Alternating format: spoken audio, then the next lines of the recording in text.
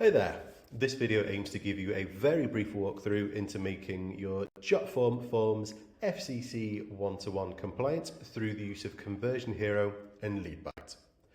Now natively, Jotform doesn't support this kind of consent, but with the use of Conversion Hero and redirects, we can display the available buyers/deliveries to your user, and we can then send that consent into LeadByte for it to be delivered appropriately.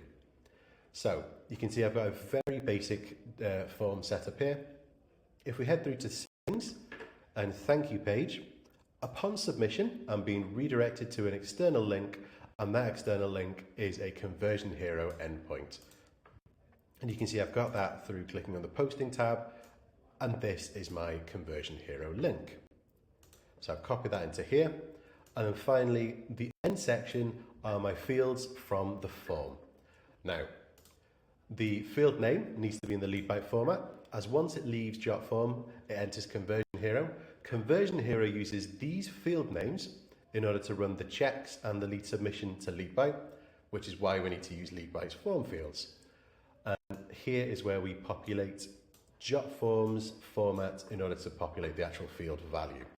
In order to get these values, we're going to head through to the actual field itself, click on Properties, click on Advanced, scroll to the bottom, open up Field Details, and we can see unique name for populating on a URL is type A for town and city, which is what we've got here.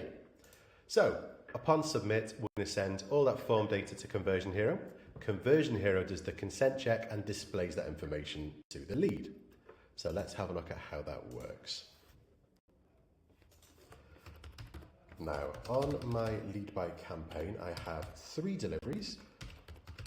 One of those deliveries only accepts leads in Chester. So in order to get all 3, I'm going to submit the leads to Chester. We hit submit, we'll watch the redirection to Conversion Hero.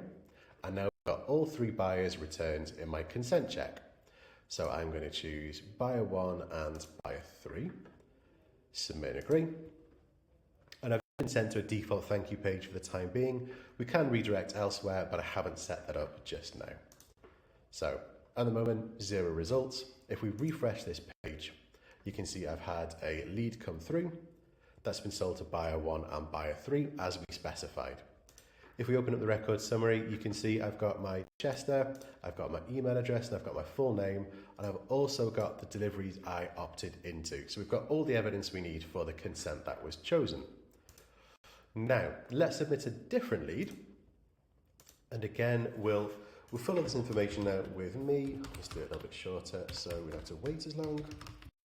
And this time, we're not going to choose Chester, we're going to choose Bury, because we only want to get those 2 buyers that come back.